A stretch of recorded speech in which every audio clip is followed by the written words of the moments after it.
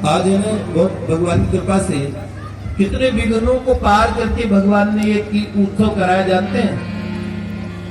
पहले इतनी सर्दी थी, थोड़ी धूप ला दी, और फिर समझ लीजिए माइक नहीं दिक्कत हो रही थी बहुत ज्यादा, फिर माइक ठीक हुआ, बच्चे आधे घंटे तक ऐसे ही कीर्तन करते रहे। ये हमारे शगुन है। हमारे ठाकुर जी बहुत प्रसन्न होते रहे, पहले हमसे बहुत मेहनत कराते हैं। हमने देख लिया जहां सूखा पड़े ना उस धरती पे हमें भेज दिया जाए और हम लोग प्रोग्राम कर देंगे ना, वहां बारिश हो जाएगी। हाँ, हमने करके देखा है। हमारे प्रोग्राम की घोषणा के साथ सब जो मौसम विभाग की सूचनाएं गलत साबित हो जाती थी। एक बार हमने कहा, इंद्र भगवान को कहा आज बारिश करके दिखाओ। आज हमने इतना बड़ा बैंकेट हॉल कर लिया, उसमें चारों तरफ एसी लगे थे, हजारों लोग हम बैंकेट हॉल में घुस गए। तो भगवान ने ऐसी कृपा की, वो एसी के जो पाइप है वो सब फट गए और पानी वहां पे भी हो गया। मैंने कहा आप कितना प्रेम करते हैं भगवान इंद्र हम सबसे। और फिर पता है कब बारिश होती है? जब हम मैदान में उतर के कीर्तन करना शुरू कर देते हैं। एक कमिश्नर साहब आए थे, पिताजी उस दिन बैठे थे, पिताजी के साथ दोबारा मिले करे, ये तुम वही बच्चे हो ना, जब बारिश आने लगी तो वो सब हमारी लाइट्स बंद होने लगी, वो उधर बड़ा पार्क था उसमें, तो साउंड वाले ने साउंड बंद कर दी। तो लड़के और भाई साहब आप लोग सब लोगों को बोला जाओ मत, उत्सव तो हो ही रहेगा। तो फिर क्या हुआ, कीर्तन करना शुरू कर दिया, जैम्बे बजा बजा के, मृदंग बजा बजा के। तो उन्होंने कहा भैया जी बारिश ही रुक गई। और आपको बताए राजेंद्र नगर के आसपास तक खूब बारिश हुई, हमारे एरिया में बारिश नहीं हुई।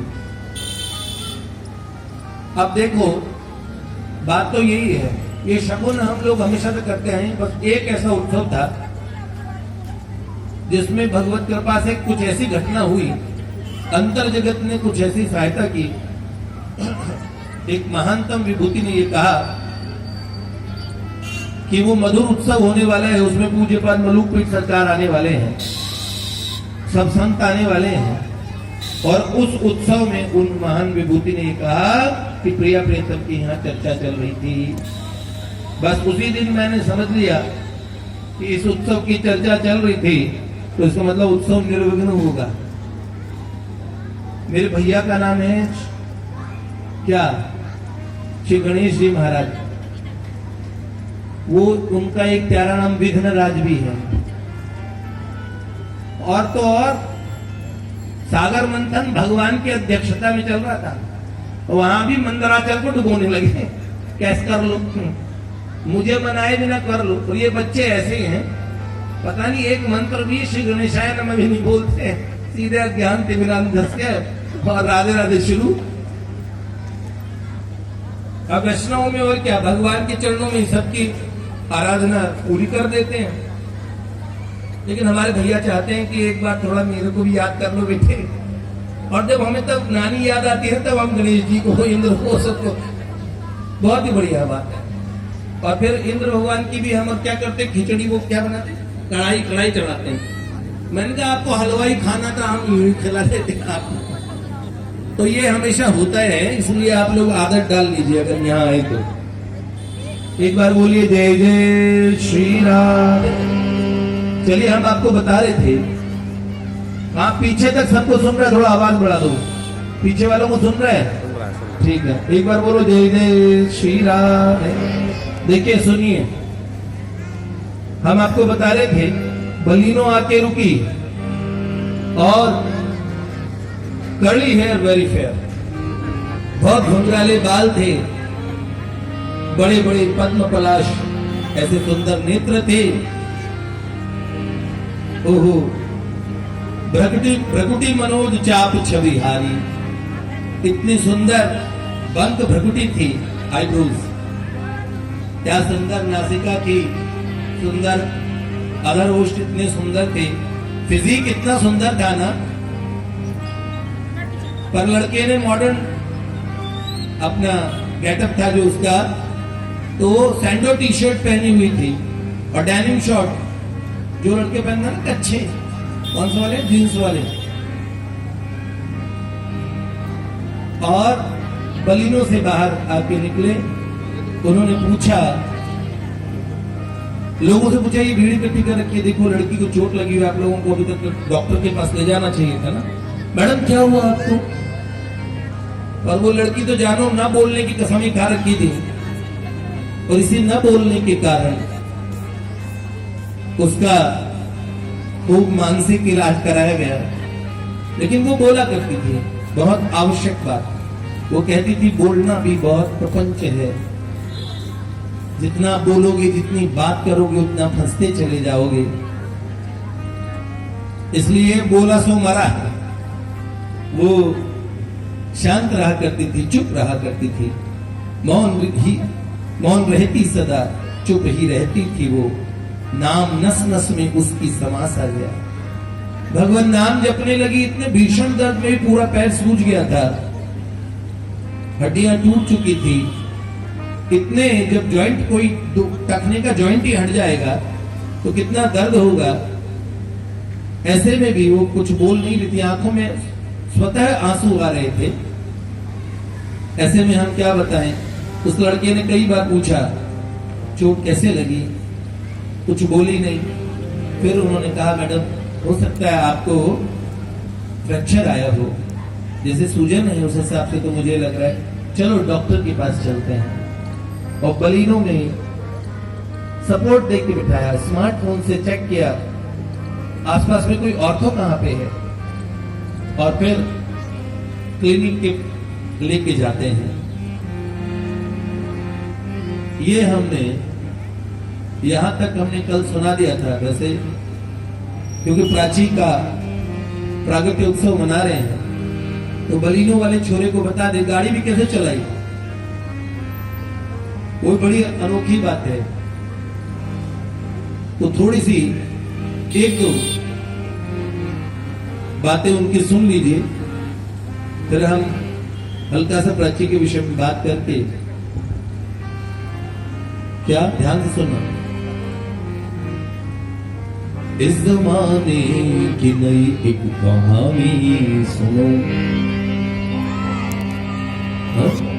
इस जमाने की नई एक कहानी सुनो, जब नंद दुलारा उन्हें आ गया, जब नंद का प्यारा उन्हें आ गया, नए परिवेश में एक नए देश में, नए परिवेश में एक नए देश में, वो बलिनो चला नाम जब ढाल, वो बलिनो चला नाम जब ढाल, वो बलिनो चला नाम जब ढाल, वो बलिनो चला नाम जब ढाल।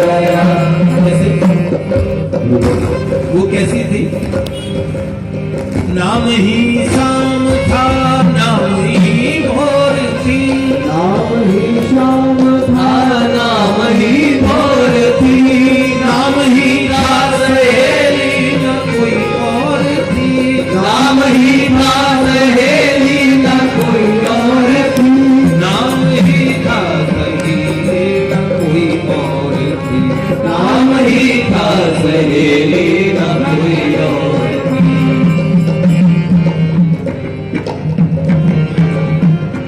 ऐसी लागी लगन रहती होके मगन, ऐसी लागी लगन रहती होके मगन, दो साथ दो जहानों का साहिब खिंचा गया, दो जहानों का साहिब खिंचा गया। सुनिए इसको बजाय कैसे, जब गाएंगे एक साथ तो तब उस समय ऐसी लागी लगन, कोई सहेली नहीं थी, केवल नाम ही सहेली था। भगवान का नाम जपना, कॉलेज से आके रूम बंद कर लेना, स्कूल से आके बरसों से कमरे में रहने का अभ्यास था।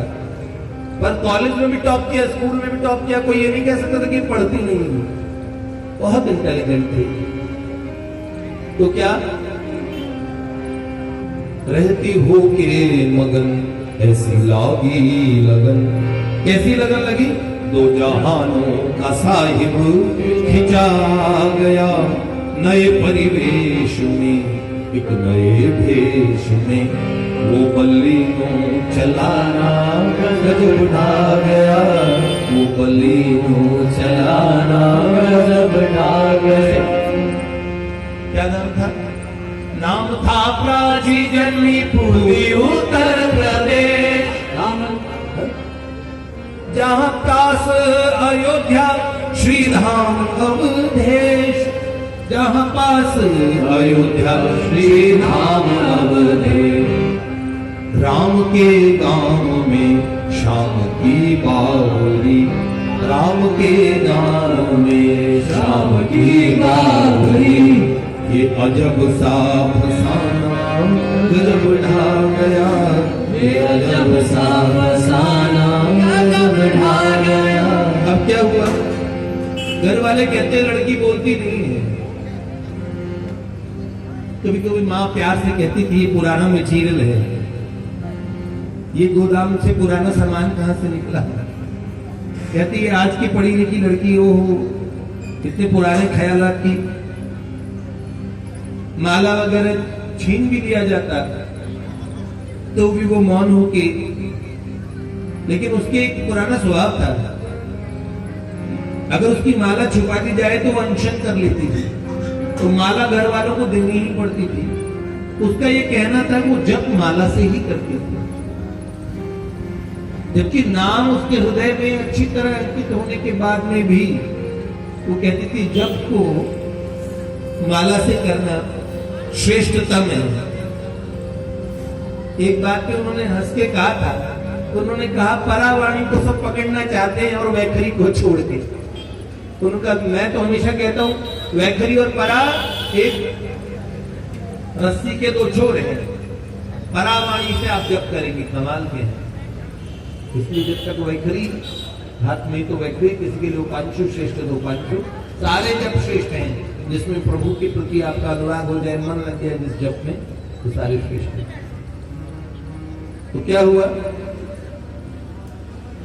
नाम जपने लगी थी और उसके बाद में हमने कहा कैसे बलीनो आई, गाड़ी में उन्होंने बिठाया और बड़ा शरारती लड़का। लेकिन प्राची एक बात कहा करती थी, वो सब साधकों को बड़े ध्यान से सुननी चाहिए। वो कहती थी या तो कण कण में, जर्रे जर्रे में शुभ और अशुभ, मंगल और अमंगल, सुंदर और असुंदर, सब में भगवान देखो पूरे पूरे। लेकिन उन्होंने कहा भगवान चॉइस करके नहीं देखने चाहिए। कोई खूबसूरत लड़की दिखी, इसमें मुझे भगवान दिखने लगे, मतलब मारे गए। वो सुंदर लड़का दिखा, बिल्कुल ठाकुर जी है, मतलब आप फंस गए फिर किसी जाल में। कहती थी तब तक जब तक आप सब में भगवान न देख पाए तब तक भगवान में कृपा करके भगवान देख लीजिए, गुरुजनों में देख लीजिए, माता पिता में देख लीजिए, शास्त्र में देख लीजिए, संत में देख लीजिए, तीर्थ में देख लीजिए, गंगा में देखिए, गोविंद नाम में देखिए, सन्यासी में देख लीजिए। क्योंकि आपकी चॉइस है, आप सुंदर दिखेगा उसको भगवान के घोषित कर देंगे कि गलत बात हो जाएगी, बहुत बड़ी बात। इसलिए उन्होंने कहा हाँ रास्ते जब अगर ठाकुर स्वरूप अगर कोई धारण करते हो तो उन्हें भगवत स्वरूप में देखना बहुत अच्छी बात है, खराब नहीं है, लेकिन आप समझ रहे हैं। हरि बोले। तो प्राची जी के साथ में भगवान बैठे थे, तब भी प्राची जी इतने आकर्षक व्यक्तित्व की तरफ इतना ध्यान गया कि लड़का कोई अपना सा, कोई जाना पहचाना सा लग रहा है। इस बात का उनके मन में इतना अफसोस रहा, जब तक उन्हें भगवान के स्वरूप का साक्षात्कार नहीं रहा, उनको इतना दुख हुआ कि मेरा मन किसी की तरफ थोड़ा भी बटा क्यों, जबकि बटा ही नहीं था, आकर्षण नाम की कोई चीज नहीं थी। लेकिन लड़के की शरारत भरी हरकतें देखने के बाद उन्होंने कहा उसमें कैसा था, एकदम अपनापन था, उनके व्यवहार में कहीं फूहड़ता नहीं थी, इतनी शरारत करने के बाद भी, आंखों में इतनी चपलता होने के बाद भी उनमें लगता था कि इसके पीछे अथाह गांभीर्य है। ये बात उन्होंने कहा, हमने बाद में सोची कि वास्तव में सर्वाकर्षक प्रभु अपनी तरफ खींच रहे थे। मेरे मन में पहले इस बात का अफसोस कि मन उनकी तरफ बटा, और बाद में जब ये पता लगे कि ये भगवान ही थे, फिर इस बात का अफसोस, ऐसा अवसर जाने दिया। तो देखो फिर क्या हुआ, जब लोग इकट्ठे हो गए, क्या थी इकट्ठा वहां बड़ी भीड़ हो चुकी। जब उनका एक्सीडेंट हुआ तो भीड़ इकट्ठा हो गई थी। सब लोग कह रहे थे अपने किसी लोगों को बुला लो जो आपकी जानकारी के, फोन करो।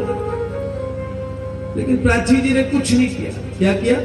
थी इकट्ठा वहां बड़ी भीड़ हो चुकी, तभी आकर वहां एक बलिनो रुकी, तभी आके वहां एक बलिनो रुकी। बाहर निकला कोई कुछ न समझा कोई, बाहर निकला कोई कुछ न समझा कोई। भीड़ चीर उनका आना गजब ढा गया, भीड़ चीर उनका आना गजब ढा गया। 3 लोगों का एक छत्र महाराज वो आया भेष बदल के, यहां आज वो साहिबी छोड़ के आया है दौड़ के, और बन के गोरा सा छोरा गजब ढा गया। फिर क्या हुआ? बात की और उन्होंने कहा आप, प्राची जी रोने लगे तो उन्होंने कहा आके कहने लगे मत घबराइए, किसी अच्छे चिकित्सक को दिखलाइए, किसी अच्छे चिकित्सक को दिखलाइए। अजी मत रोइए मेरे संग आइए, है जी, अजी रोइए मत, अजी मत रोइए मेरे संग आइए। ऐसी बातें बनाना गजब ढा गया, ऐसी बातें बनाना गजब ढा गया। और बड़ा सपोर्ट देके उनको कहां बिठाया? गाड़ी में, और फिर ड्राइविंग सीट पे बैठ गए। और क्या बातें करते थे वो कुछ अलग ढंग से। आज बैठी थी वो पिए के संग में। क्या कहा? चिंता मत कीजिए थोड़ा जल पीजिए, वो दिलासा दिलाना। छोटी बिस्लरी की बोतल रखी थी, आप पानी पी लीजिए। लेकिन प्राची जी बोले नहीं, यहां पे भी नहीं बोले। और सुन के दर्द भरी उसकी आह को, उसके कांधे रखा अपनी बाई बाह को, उसके कांधे रखा अपनी बाई बाह को।